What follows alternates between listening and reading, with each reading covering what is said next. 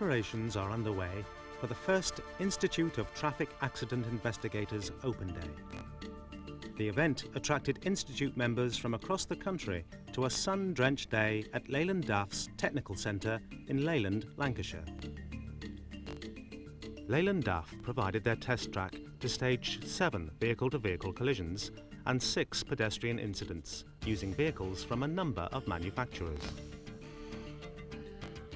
Usually, manufacturers use special test rigs and concrete blocks to measure damage to vehicles involved in an accident.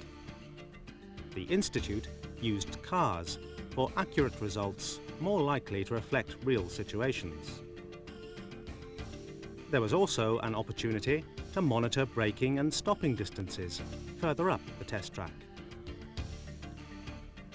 Some of the cars involved in collisions were fitted with black box recorders and tachographs, as well as being wired up so they could be driven by radio control from a safe distance.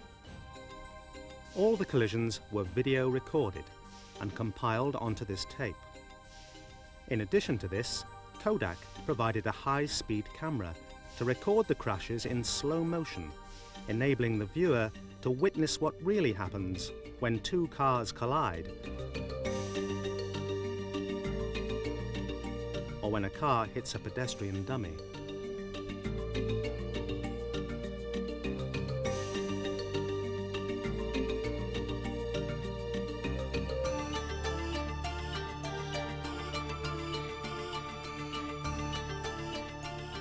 Each collision was carefully measured and results recorded before members were given the opportunity to explore the wreckage further and write down some results of their own. This was an event that helped to promote dialogue between members. There was ample time to discuss practices and debate current issues relating to traffic accidents. And it was a fun day that ran completely smoothly. Well, almost.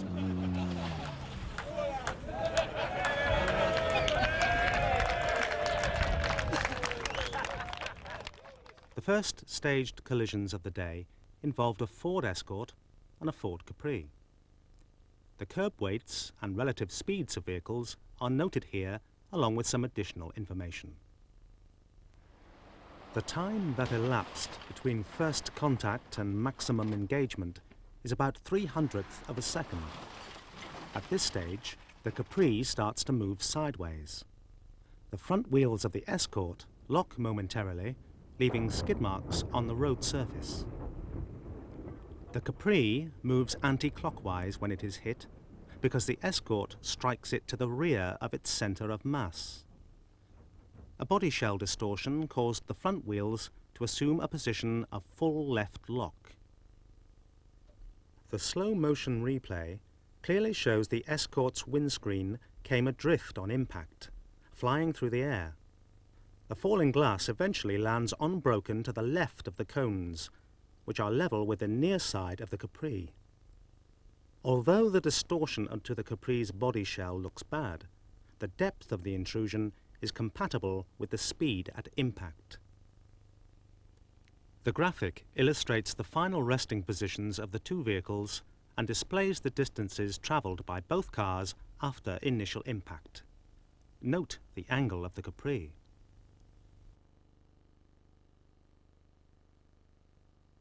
The two vehicles used for the second test were a Renault 4 as a target vehicle and a Vauxhall Chevette as the propelled car.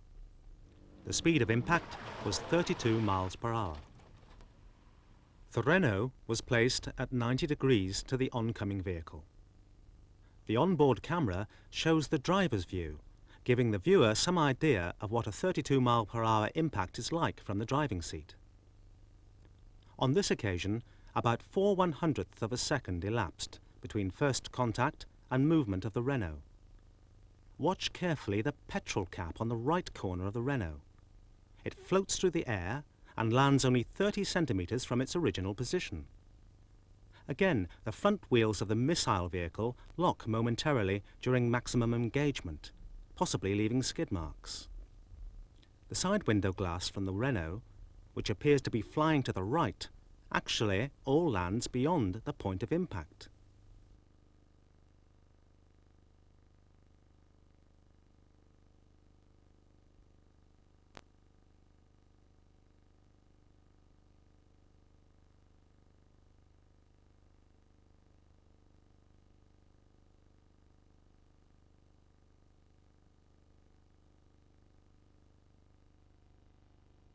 The final positions and measured distances are displayed here on this illustration.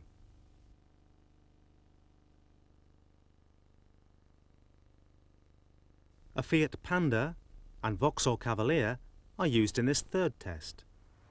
The Panda has a distinct weight disadvantage of around 665 pounds and is hit by the Cavalier at 35 miles per hour. Note the induced damage on the near side panels of the Panda and see how initially the off side of the Panda is forced downwards and the rear near side wheel almost lifts off the ground when the cars collide. The attitude of the Panda then alters and the near side is forced downwards and both wheels lift completely off the ground. Initial contact seems to lift the front of the Cavalier and the front near side wheel locks momentarily. The window that is flying through the air is the rear offside passenger window from the Panda.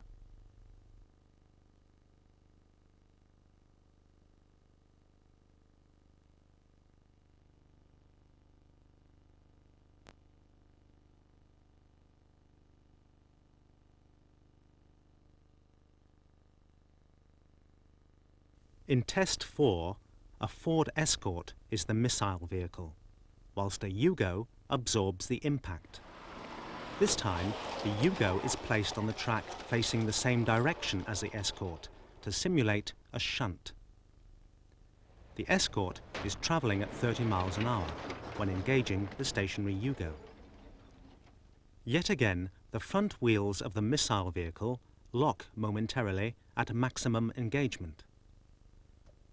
The rear of the Yugo is lifted upwards, and the back wheels lifted in the air for about 1/10 of a second. On landing, the rear wheels lock up due to axle displacement and body distortion. This, coupled with a small amount of right lock, caused the Yugo to rotate clockwise through 90 degrees before coming to rest as illustrated in this graphic.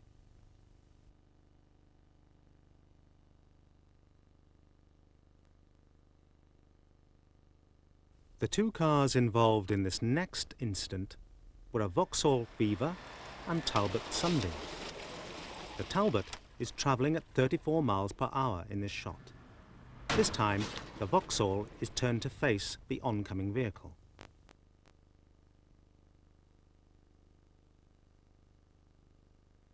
Despite the degree of frontal overlap that occurs, amazingly, both front wheels of the Sunbeam continue to rotate. Maximum penetration is achieved after about 1/50th of a second. The rear wheels of the Viva are locked because the vehicle's handbrake is on.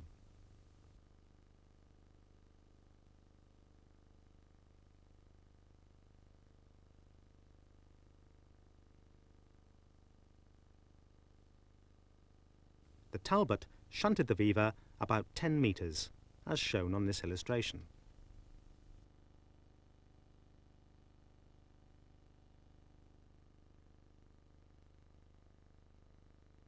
Test 6 was the final car-to-car collision of the day, involving a Renault 18 and a Citroën Visa. The Visa is travelling at 24 miles per hour on impact. The front near side wheel of the Renault buckles under and the rear offside lifts off the ground. The driver's door of the Visa is flung open on impact, but it may not have been properly shut. The front near side wheel of the Visa locks momentarily at the point of maximum engagement.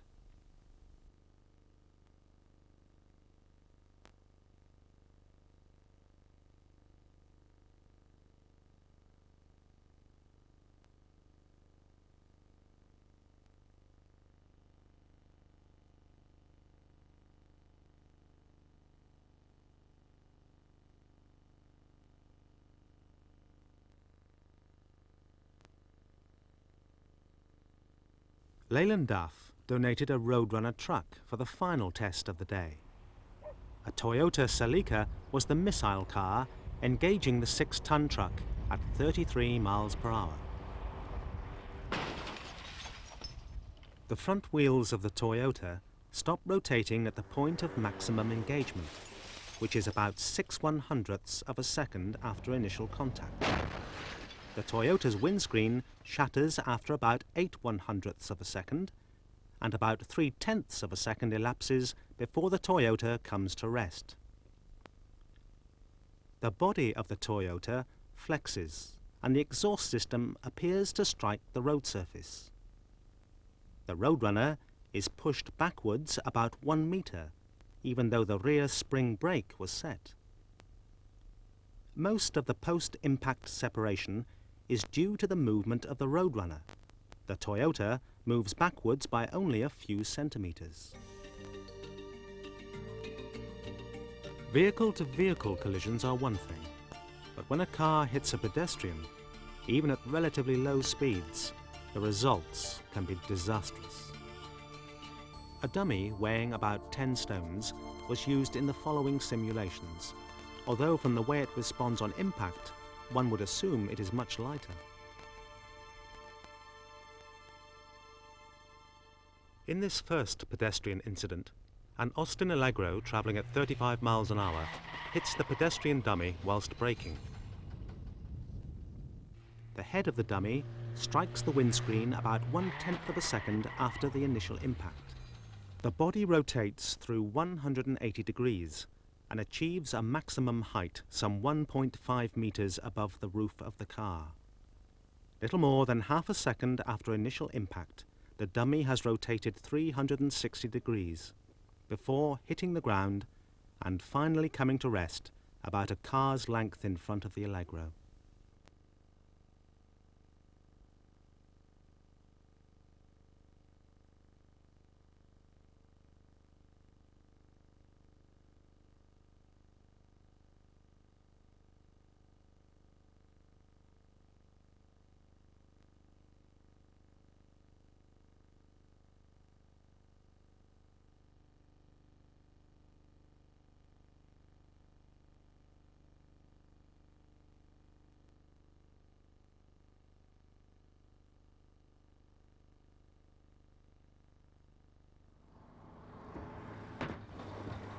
At impact, the dummy's torso separated.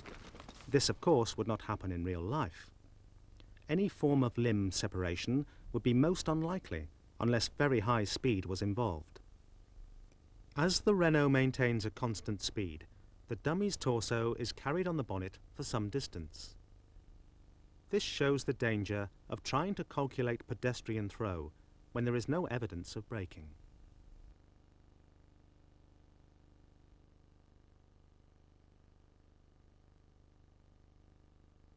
In this test, the Renault is used again. This time, it is braking on impact, but not hard enough to lock its wheels. The dummy rotates through about 270 degrees and is carried on the bonnet of the car. Note the shoe, which is projected forwards and tumbles to the ground.